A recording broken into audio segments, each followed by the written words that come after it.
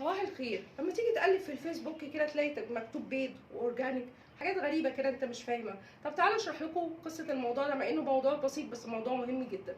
الفيسبوك اول ما اتعمل كان في حاجه اسمها اورجانيك ريتش، اللي هو الوصول او الناس بتشوف البوستات بتاعتك من غير ما تدفع فلوس. فانت لما كنت بتيجي تنزل البوست كان فيه هيصه بقى وكومنتات ولايكس والناس بتتابعك وصفحات اكتف جدا. اول ما كنا بنعمل صفحات وننزل بوست كان بيبقى فيه الوف اصلا متابعين.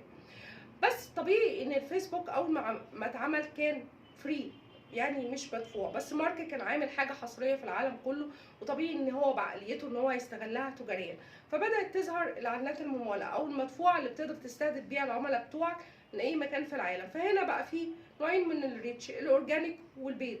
فالاثنين كانوا بيبقوا موجودين في الصفحه ويعتبروا كانوا متوازنين. انت ما بتعوز تمول بتدفع فلوس فبتتشاف، ما بتدفعش فلوس فانت ما بتتشافش، بتشاف الاورجانيك بس مع الوقت الفيسبوك بدأ يقلل الاورجانيك ريتش شويه شويه شويه لغايه ما كفه الميزان رجحت بس عند البيد ريتش، لان هو بقى الاساس في الفيسبوك.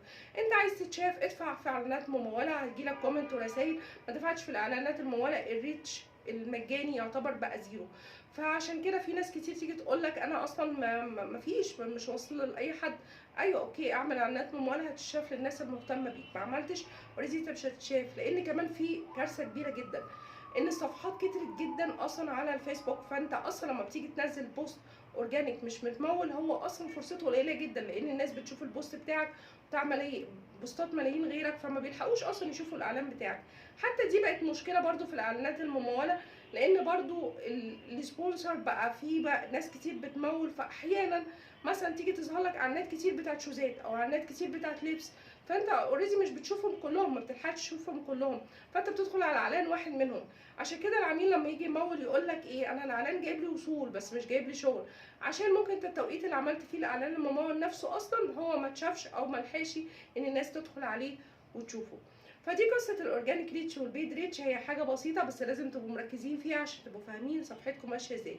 لو حابين اتكلم في اي موضوع برضو ابعتولي وهعمل لكم فيديو ان شاء الله الفتره الجايه. يومكم جميل ان شاء الله.